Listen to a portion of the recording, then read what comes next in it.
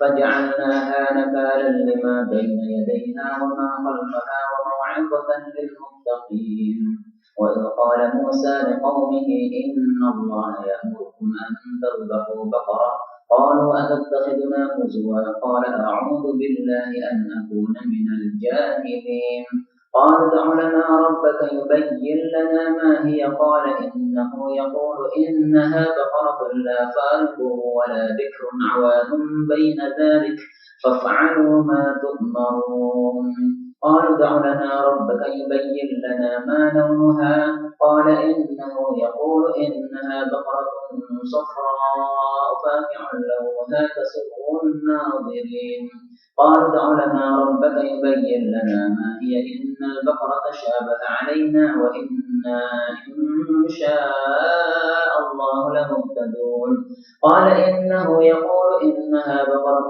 لا ذلول تثير الأرض ولا تسقي الحرث مسلمة لا شية فيها قالوا الآن جئت بالحق فذبحوها وما كادوا يفعلون وإن قتلتم نفسا فادارأتم فيها والله مخرج ما كنتم تكتمون فقلنا اضربوه ببعضها كذلك يحيي الله الموتى ويريكم آياته لعلكم تعقلون الحمد لله رب العالمين بسم الله الرحمن الرحيم الحمد لله رب العالمين اللهم صل وسلم وبارك على محمد وآل محمد اللهم يا أرحم الراحمين ارحمنا بالقرآن واجعله لنا إماما وهدى ونورا ورحمة وذكرنا منه ما نسينا وعلمنا منه ما جهلنا وارزقنا تلاوته آناء الليل والنهار واجعله لنا حجة يا رب العالمين اللهم فقهنا في الدين وعلمنا تأويل كتابك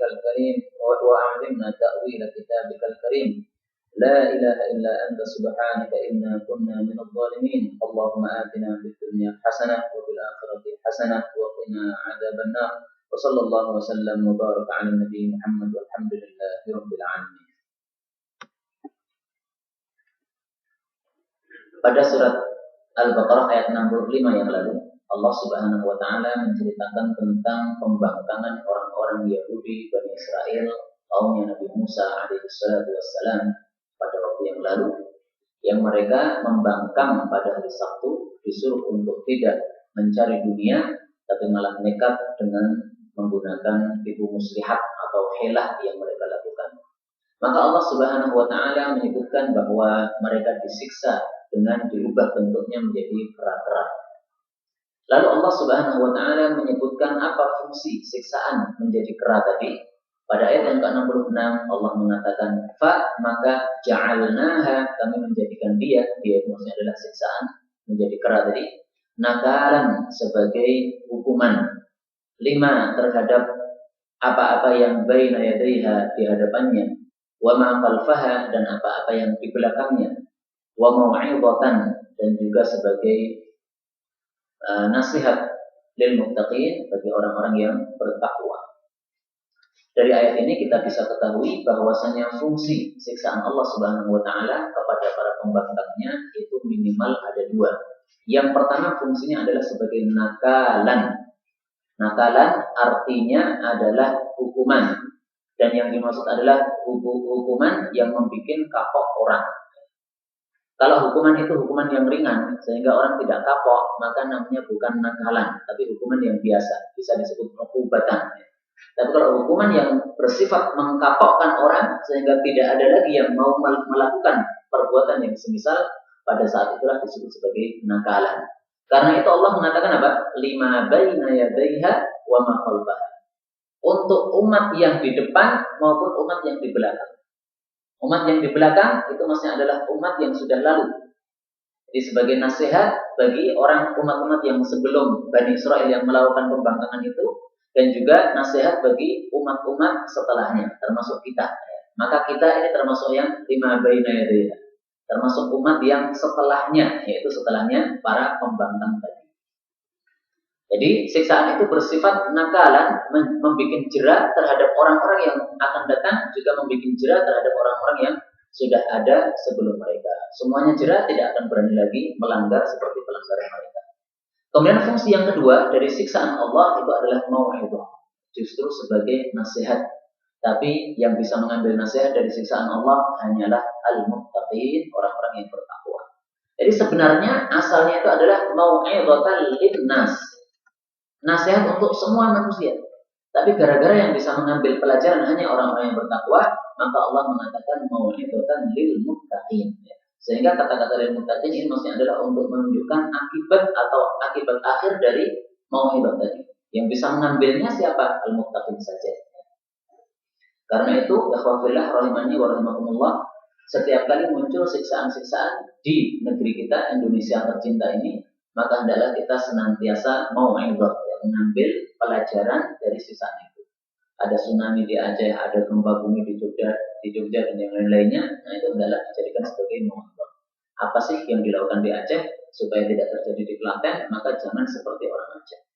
Apa sih yang terjadi di Jogja supaya tidak terjadi di Klaten? Maka jangan melakukan seperti tingkahnya yang dilakukan di Jogja.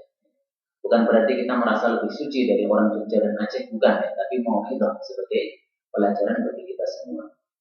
Karena itu dalam sebuah riwayat, tapi saya belum menemukan di mana riwayatnya, hanya riwayat ini terkenal.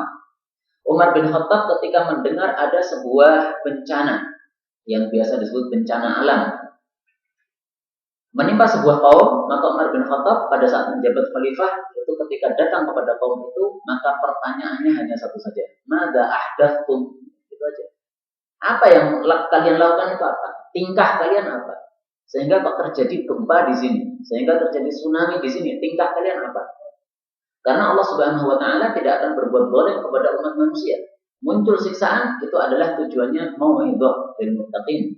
Nah, tergantung apakah negara yang diberi atau tempat yang diberi siksaan itu apakah mau mengambil pelajarannya atau tidak. Kalau mau mengambil pelajaran berarti itu adalah sifatnya al-muttaqin, orang-orang yang bertakwa kepada Allah Subhanahu wa taala. Kemudian dari ayat ini juga bisa kita ambil kesimpulan atau pelajaran yang sangat bagus, yaitu bahwasanya apa? Untuk menghentikan kemaksiatan itu salah satu caranya adalah mau'izah, yaitu memberikan nasihat atau tausiah kepada orang yang melakukan maksiat. Dan itu sudah disinggung oleh Allah Subhanahu wa taala dengan ayat yang umum yang ditafsirkan oleh sebagian orang-orang sufi, mufassir sufi, bahwa itu maksudnya adalah nasihat. Yaitu ayat pada surat Al-Anbiya ayat yang ke-18, bal naqdhifu, kami ini melemparkan bil haqqi, kebenaran, alal batil, terhadap kebatilan.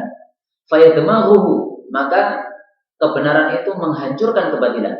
Fa idza huwa zahiq, maka tiba-tiba kebatilan itu menjadi hancur lebur. Apa yang dimaksud al-haq? Menurut sebagian ahli tafsir, dan saya tadi katakan, saya secara jujur mengatakan ini adalah tafsirnya mazhab Sufiyah, bahwasanya bil haqqi di sini adalah nasihat. Ya, sebenarnya tafsir Sufi itu ada yang sesat, ada yang benar. Dalam hal ini karena memang nasihat itu termasuk kebenaran, apabila nasihat itu dari Allah Subhanahu wa taala, maka bisa tercakup di sini. Ketika seseorang itu melemparkan nasihat kepada orang yang melakukan batil, dan termasuk kebatilan adalah kemaksiatan, maka nasihat itu bisa menghancurkan kemaksiatan, akhirnya kemaksiatan itu sudah tidak dilakukan lagi. Maka pelajaran dari ayat ini juga, mau'izah ini adalah sebagai salah satu cara untuk menghentikan kemaksiatan yang dilakukan oleh umat manusia. Ayat berikutnya, ayat yang ke-67, Allah bercerita tentang kisah yang lain yang saya kira semua kita sudah pernah mendengarnya, yaitu korban pembunuhan di kalangan Bani Israel yang tidak diketahui siapa pelakunya, sehingga saling tuding-menuding antara satu kaum dengan kaum yang lainnya. Allah menceritakan tentang orang yang mati yang tidak diketahui siapa pembunuhnya ini, dan bagaimana cara menghidupkannya lagi supaya dia bisa bicara, supaya dia membeberkan siapa yang telah membunuhnya. Maka Allah katakan, wa'il, dan ingatlah ketika qala, berkata Nabi Musa li qaumihi, kepada kaumnya. Apa yang dia katakan? Innallaha, sesungguhnya Allah itu ya'murukum, menyuruh kalian an, supaya tadbahu, kalian menyembelih baqaratan, seekor sapi betina. Ya. Kalau jantan namanya bukan baqarah. Qalu, mereka malah mengatakan, atattakhiduna huzwa, atattakhiduna, apakah engkau itu menjadikan kami huzwa sebagai bahan perolok-olokan? Orang mati kok diberi sapi, apa nyambungnya? Ya, ini dianggap perolok-olokan. Maka Nabi Musa mengatakan, qala, beliau bersabda, a'udzubillah, aku berlindung kepada Allah, an akuna bahwasanya aku menjadi minal jahilin termasuk orang-orang yang bodoh. Ayat ini menunjukkan bahwa Nabi Musa alaihissalatu wassalam mendapatkan wahyu dari Allah, karena di sini dikatakan ya'murukum, berarti wahyu dari Allah, bahwasanya Nabi Musa disuruh untuk menyuruh kaumnya membunuh seekor sapi, menyembelih seekor sapi supaya diketahui siapa pembunuh orang yang berbuat. Kemudian dari sini kita bisa ambil beberapa pelajaran. Pertama, innallaha ya'murukum an tadhbahu baqarah. Kenapa yang disembelih adalah sapi? Kenapa bukan onta? Kenapa bukan kambing? Kenapa bukan ayam yang lebih murah saja? Nah, ini adalah berkaitan dengan al-ijlah, yaitu sesembahannya orang-orang Bani Israel. Itu sebagian mereka ada yang menyembah al-ijlah, paket anak sapi. Maka dilecehkan oleh Allah Subhanahu wa taala sapi ini dengan cara apa? Disembelih. Ya sebenarnya bukan dilecehkan, tapi untuk menunjukkan bahwasanya sapi yang diagungkan oleh sebagian orang di antara kalian itu ternyata sesuatu yang boleh dibunuh, sehingga hilanglah keagungan pada sapi tersebut. Kalau memang sapi mempunyai keagungan, ya dilarang dibunuh dong, dilarang disembelih dong. Tapi di sini Allah untuk mengisyaratkan kepada mereka bahwa sapi tidak mempunyai keagungan, tidak berhak untuk disembah. Kemudian pelajaran yang kedua dari sisi ilmu bahasa Arab ya. Kata-kata baqaratan itu artinya adalah sapi betina. Adapun sapi jantan maka di dalam bahasa Arab disebut thawrun. Ini sapi jantan. Sehingga dalam bahasa Arab memang bahasanya lebih kaya ya. Dan ini berlaku untuk hewan-hewan yang lainnya. Misalnya ada kata naqatun, ini artinya onta betina. Jamalun, ini artinya onta jantan. Kalau ba'irun, ini artinya onta secara umum, mau betina mau jantan hanya ba'ir. Jadi kalau kita nggak tahu ini jantan atau betina, sebut saja ba'ir. Kalau ontanya banyak, maka ibilun. Nah, seperti ini kekayaan kosakata bahasa Arab. Manusia juga begitu. Insanun, ini manusia secara umum, laki perempuan masuk. Kalau rojulun, nah ini adalah laki-laki, berarti manusia yang jantan. Imra'atun, ini adalah yang wanita. Kalau orangnya banyak maka nasun atau unasun. Ini adalah contoh kosakata bahasa Arab untuk membedakan mana jantan dan mana betina. Kembali ke sini, Allah Subhanahu wa taala mengatakan baqaratan, berarti yang dimaksud adalah sapi betina. Kemudian baqaratan itu diambil dari kata-kata baqara yaqaru, artinya adalah membelah. Lah, kenapa sapi itu disebut baqarah alias pembelah? Karena tugasnya sapi pada waktu itu adalah biasanya membajak sawah, sehingga membelah tanah-tanah yang ada di sawah itu. Maka disebut baqarah ini karena sifatnya yang bertugas untuk membelah dalam membajak sawah itu. Pelajaran berikutnya, Nabi Isa alaihi salatu wassalam dianggap melecehkan orang-orang Bani Israel. Atattakhiduna huzwa. Maka beliau mengatakan, aku berlindung kepada Allah termasuk orang-orang bodoh. Menunjukkan apa? Menunjukkan bahwasanya melecehkan orang yang bertanya atau orang yang menuntut ilmu itu termasuk perbuatan bodoh. Jadi ada seorang punya ilmu, ditanya malah melecehkan orang yang bertanya. Nah, ini berarti perbuatan bodoh. Orang yang bertanya itu butuh jawaban, maka berikan jawaban. Kecuali kalau pertanyaannya memang pertanyaan untuk mengejek, nah itu tidak perlu dijawab ya. Karena itu para ulama mempunyai sebuah kaidah as-sukut ablagh minal jawab. Diam itu lebih bagus daripada memberikan jawaban. Ini maksudnya apa? Untuk orang-orang yang bertanya tapi pertanyaannya tidak untuk mencari jawaban tapi untuk mengejek. Udah nggak usah dijawab. Itu lebih bagus daripada kalau kita menjawabnya. Karena kalau kita menjawabnya nanti akan terjadi debat yang tidak sehat. Ya. Udah daripada itu perkataan orang-orang bodoh itu kita layani, mending diam tidak usah komentar. Itu lebih baik. Tapi kalau di sini kan pertanyaan yang betul-betul nih. Ini ada kasus pembunuhan, maka mereka datang kepada nabinya. Karena mereka merasa bahwa nabi itu lebih banyak ilmunya. Nah ternyata setelah diberikan jawaban, mereka malah nggak puas karena merasa tidak ada hubungan antara orang mati dengan sapi. Ya. Maka Nabi Musa alaihissalatu wassalam berlindung dari termasuk orang-orang bodoh, yaitu mengejek orang-orang yang bertanya. Pelajaran yang terakhir dari ayat ini secara umum berarti menunjukkan bahwasanya hendaklah kita berlindung kepada Allah dari kebodohan. Ya. Maka ayat ini mengajarkan supaya umat Islam itu jangan menjadi orang yang bodoh. Umat Islam itu harus bersifat cerdas Dan itulah yang diajarkan oleh Nabi Muhammad Shallallahu Alaihi Wasallam di dalam hadisnya yang sahih yang sangat terkenal, di mana beliau mengatakan la yuldagul mu'minu min juhrin marratain. Apa artinya? La yuldag, tidak boleh disengat al mukmin orang beriman min juhrin dari satu lubang marratain dua kali. Ini hadis muttafaqun alaihi, jadi hadisnya sahih. Jadi orang beriman harus cerdas. Kalau sudah pernah mencoba satu lubang, ternyata di situ ada sengatan hewan yang menyengat, maka jangan dicoba lagi ya. Wah, saya belum percaya, saya belum puas, tak coba lagi ya. Kemarin tangan kanan, sekarang tangan kiri. Ini bodoh namanya. Nah, orang beriman itu nggak boleh bersifat bodoh itu. Maka di sini Nabi mengatakan la yuldal. Nggak mungkin orang beriman kok disengat dua kali, nggak mungkin. Menunjukkan apa? Orang beriman itu cerdas. Maka kalau tidak cerdas berarti bukan tidak memiliki sifat orang-orang beriman yang sejati. Nah, supaya kita bisa cerdas, wajib hukumnya kita mempelajari Al-Quran, karena Al-Quran ini mencerdaskan, dan juga wajib hukumnya kita mempelajari As-Sunnah, yaitu hadis-hadis Nabi SAW yang hasan maupun yang sahih, karena itulah yang bisa mencerdaskan otak kita. Baik, kemudian ayat yang ke-68 Allah menceritakan tentang pembangkangan lebih lanjut Bani Israel. Qalu, mereka mengatakan, ud'u lana, doakanlah untuk kami, Rabbaka, kepada Rabb kami. Supaya apa? Yubayyin, supaya dia menjelaskan lana kepada kami, mahia, apa sapi itu? Sapi yang gimana? Qala, Nabi Musa mengatakan, innahu, sesungguhnya dia Allah, yaqulu, mengatakan, innaha, sesungguhnya dia itu baqaratun, seekor sapi betina, la faridun, yang tidak tua renta, wala bikrun, juga tidak terlalu muda, tapi awanun, pertengahan, baina dzalika, antara itu, antara tua dan muda. Faf'alu, maka sekarang kerjakanlah ma tu'marun, apa yang kalian sudah diperintahkan. Ini disabdakan secara tegas oleh Nabi Musa untuk menyatakan kepada mereka jangan tanya lagi.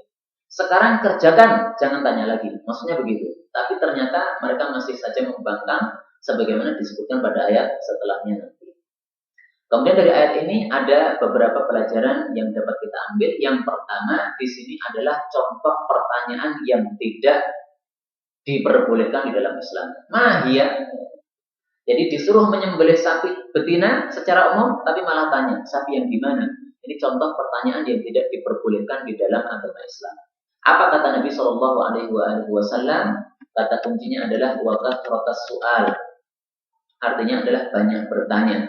Nabi mengatakan, innallaha, sesungguhnya Allah itu wa anhakum, ya, wa anhakum, dan saya melarang kalian an qilin wa qalin, dari desas-desus atau isu. Ya, isu itu jangan diceritakan kecuali kalau kebenarannya sudah terbukti.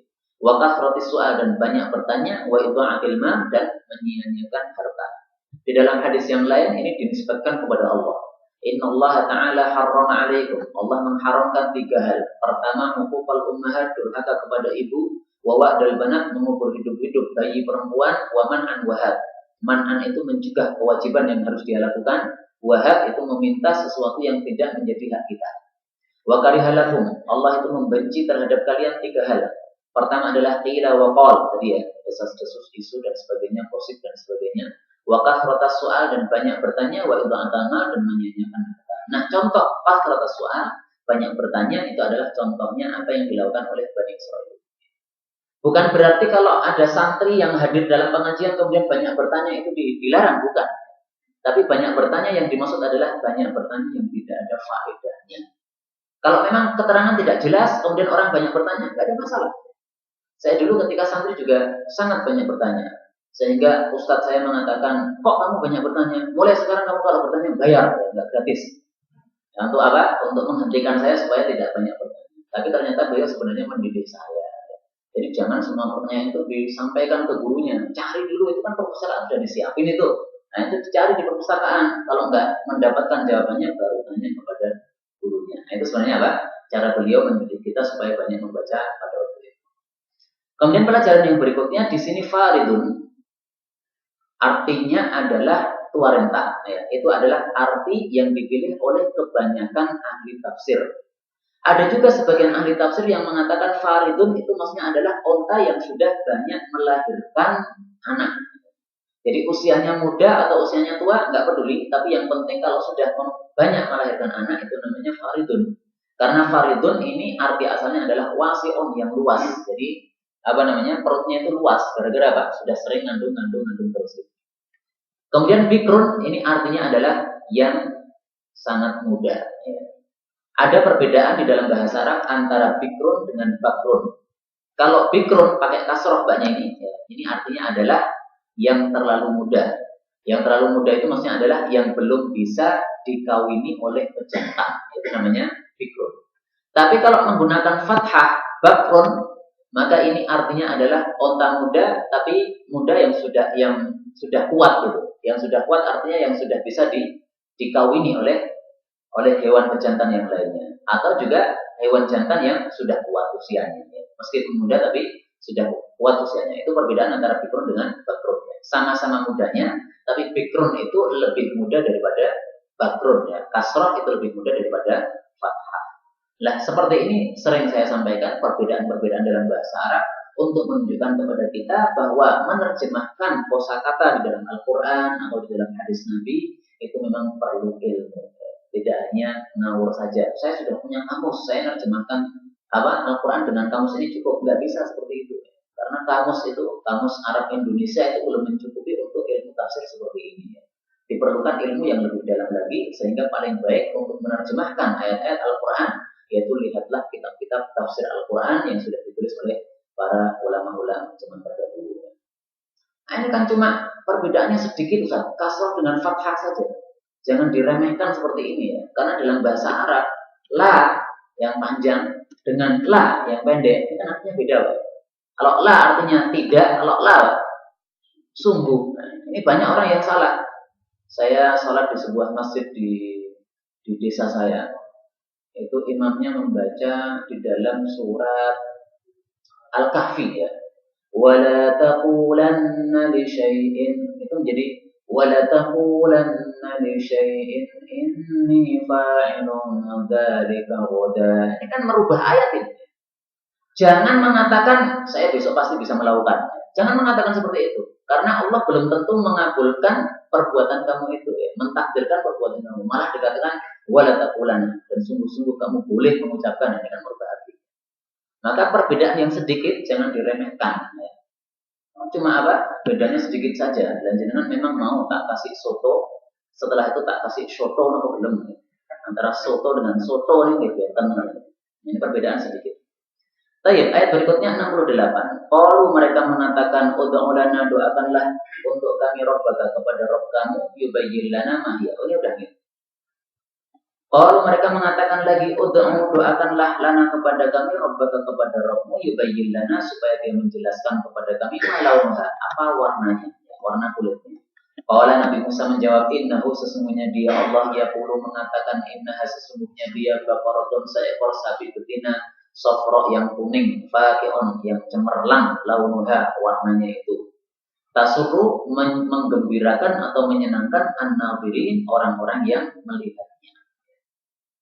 Ayat ini menunjukkan bahwasanya orang itu kalau mempersulit diri maka akan dipersulit oleh Allah Subhanahu wa taala.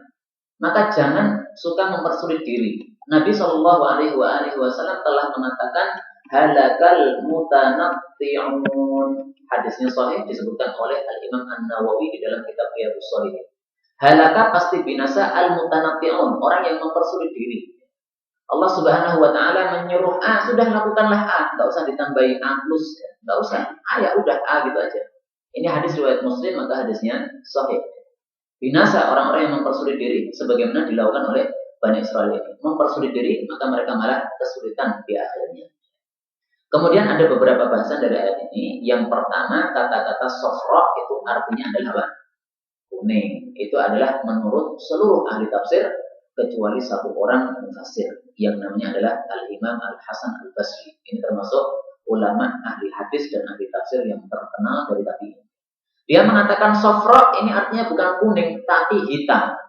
Karena orang Arab itu mengatakan naqatun sofra. Itu artinya adalah onta yang kulitnya hitam. Jadi sofra diartikan hitam, tapi seluruh ulama tafsir yang lainnya mengingkari hal itu enggak. Yang namanya sofra itu penggunaannya dalam bahasa Arab lebih banyak digunakan untuk arti kuning daripada arti hitam. Sehingga kalau ada kata-kata sofra, maka harus dikembalikan kepada arti asalnya yang banyak itu. Jangan diambil arti yang jarangnya itu. Ya.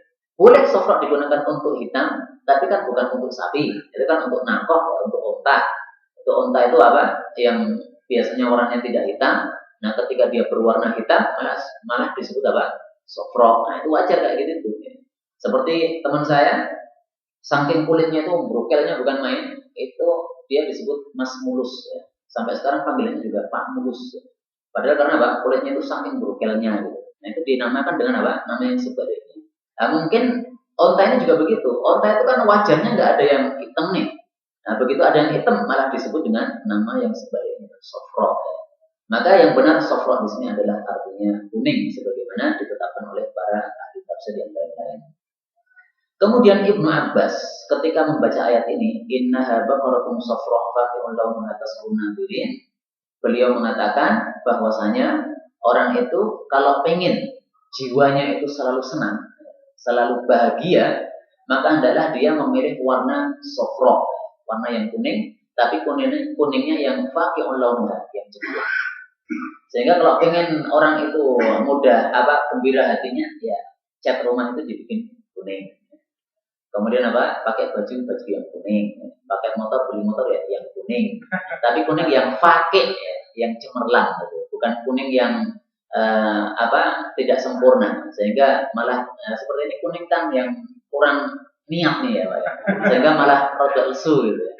Tapi kalau kuning yang cemerlang, nah ini orang tasruna gitu. Itu istinbat atau pengambilan pelajaran dari Ibnu Abbas radhiyallahu taala.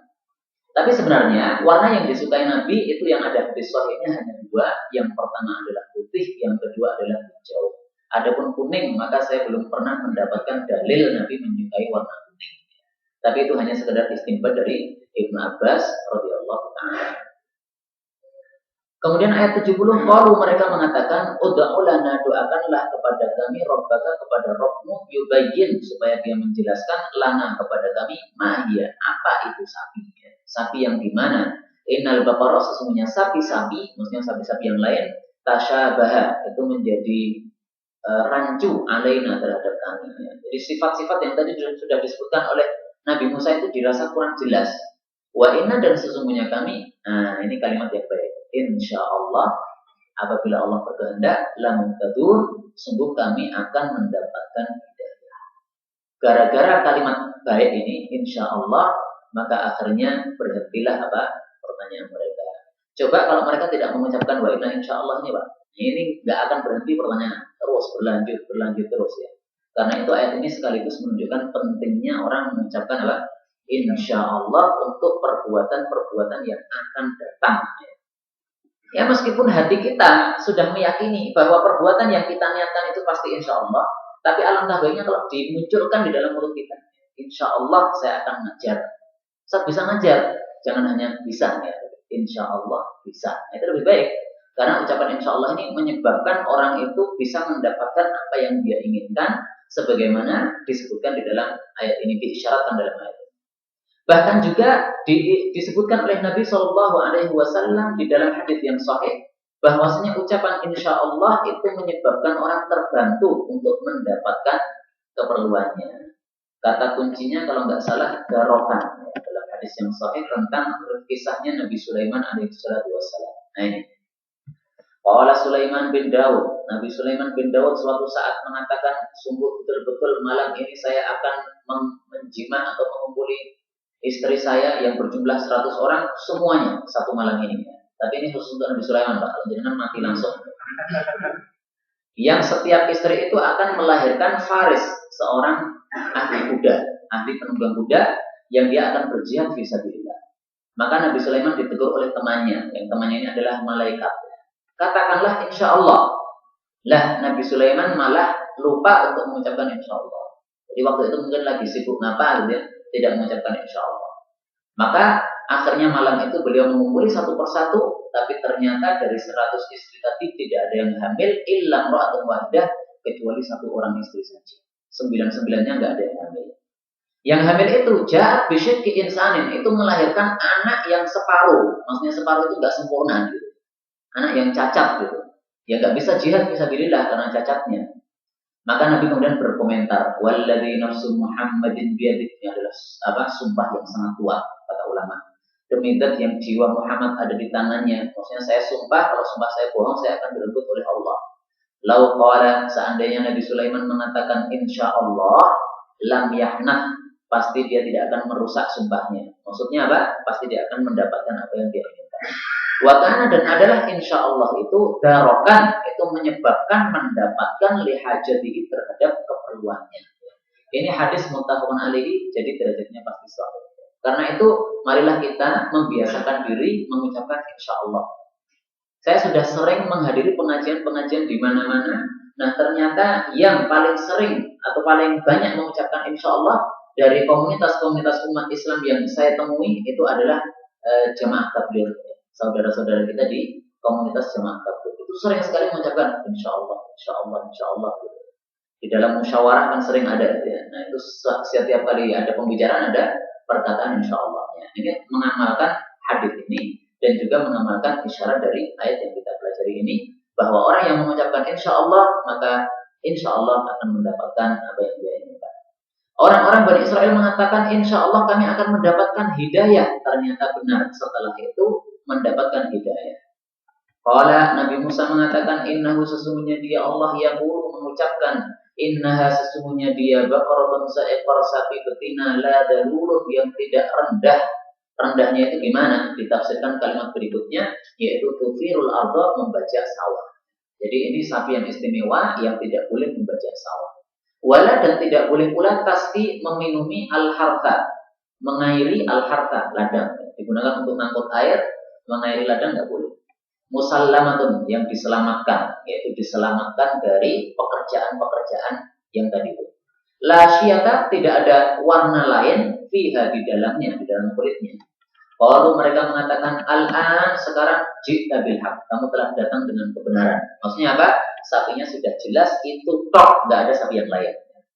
Fadabahuha, lalu mereka itu menyembelihnya, wa makadu, dan nyaris-nyaris mereka tidak yaf'alun, melakukan. Nyaris mereka tidak bisa melakukannya. Nabi Musa alaihissalatu wassalam menyebutkan sifat yang terakhir, yaitu sapi ini tidak boleh bekerja, membajak sawah, dan tidak boleh digunakan untuk angkut air. Ternyata memang sapi ini mempunyai sebuah sejarah. Jadi suatu saat ada orang punya sapi dari kalangan Bani Israel, tiba-tiba sapinya ini menoleh kepada apa? Pemiliknya itu. Lam ukhlaq lihada. Saya itu, kata sapi, saya tidak diciptakan untuk ini, untuk bajak sawah saya nggak boleh. Maka orang ini kemudian merasa aneh, ya, ini sapi kok bisa bicara? Ya karena dia merasa aneh, maka akhirnya sudah dituruti saja. Akhirnya sapi itu dimanjakan, nggak boleh membajak sawah dan tidak boleh untuk mengairi tanaman, tapi dirawat setiap hari secara baik. Dan laki-laki ini, pemilik sapi ini ternyata adalah laki-laki yang suka birrul walidain, ya sangat baik kepada orang tuanya. Maka ternyata Allah Subhanahu Wa Taala ini ingin menakdirkan orang yang birrul walidain ini menjadi kaya raya di akhir hidupnya. Caranya apa?